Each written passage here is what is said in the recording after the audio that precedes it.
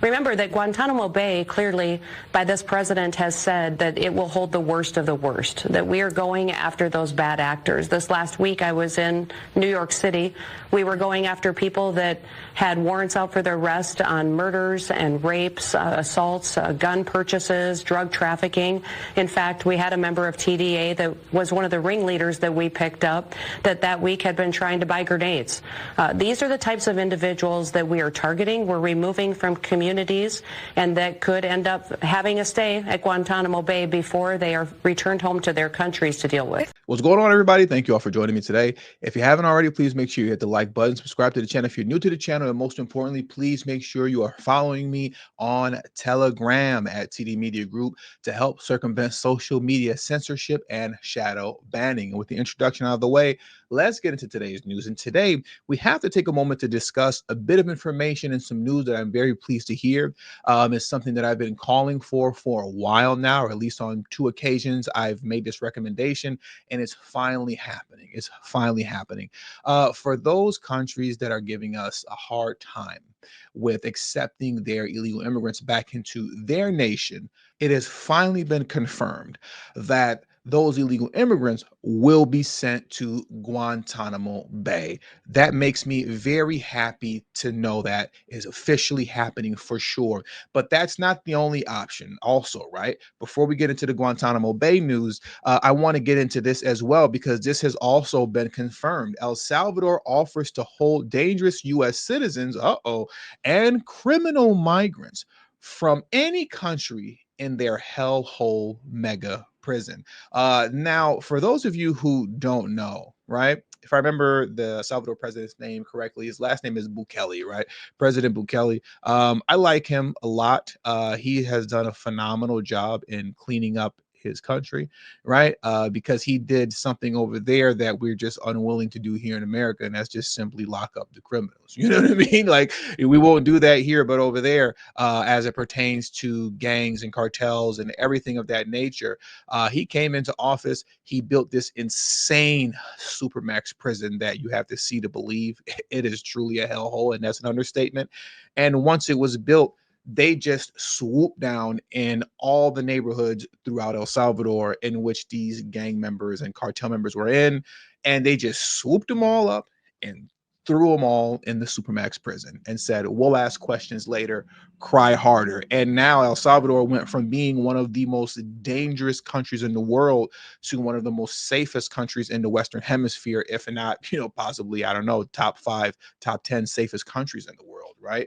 But now he's offering to use that supermax prison, as you can see here, to bring in, illegal immigrants that are here, that other countries won't allow them to go back home.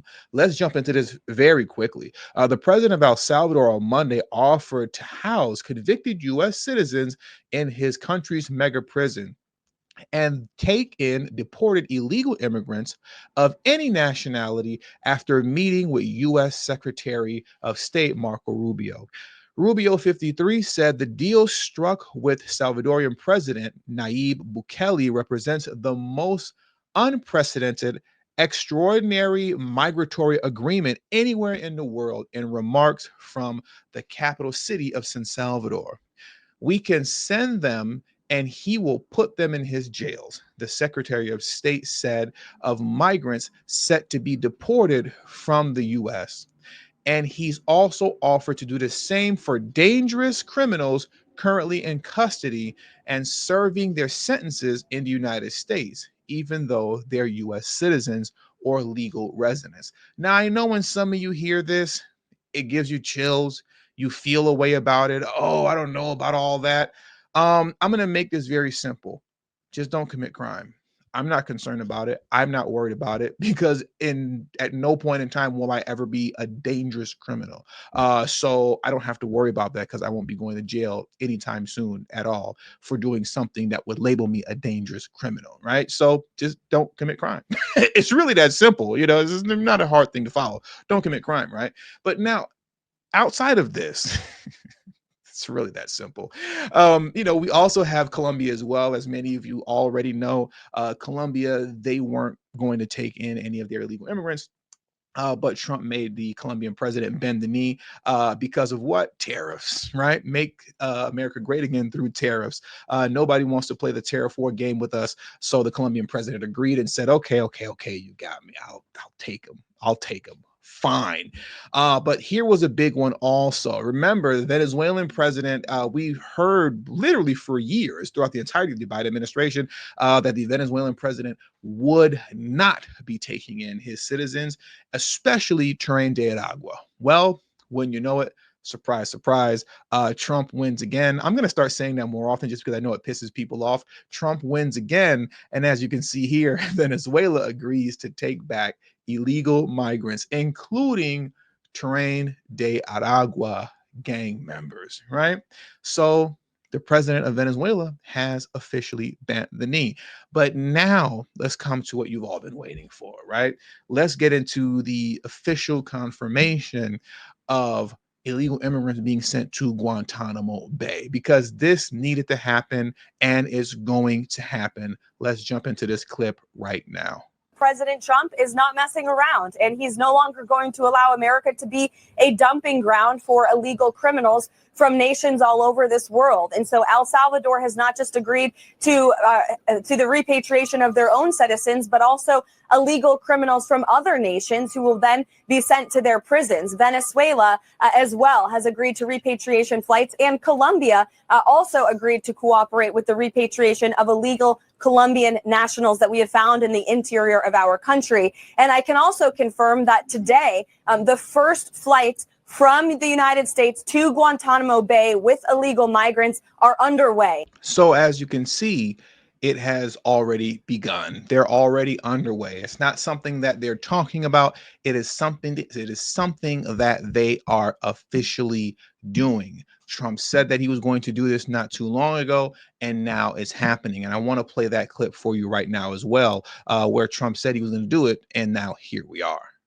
Today, I'm also signing an executive order to instruct the Departments of Defense and Homeland Security to begin preparing the 30,000 person migrant facility at Guantanamo Bay. Most people don't even know about it.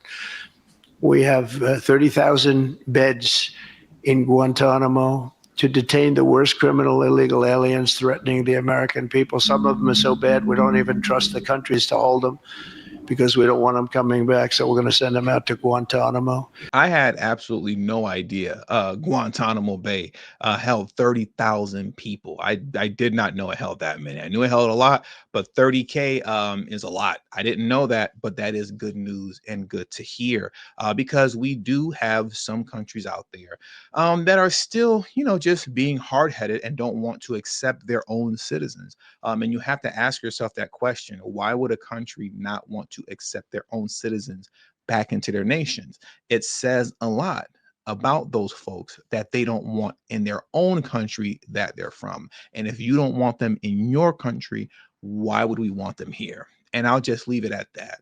With all that being said, that does it for today's news. So please hit the like button on your way out. Subscribe to the channel if you're new to the channel. Share this video out on your social media platforms. And also don't forget to follow me on Telegram and Rumble at TD Media Group. Both the link to my Telegram and Rumble is in the description box below and pinned in the comment section as well. Thank you all for your time. And until the next video, peace and have a great afternoon.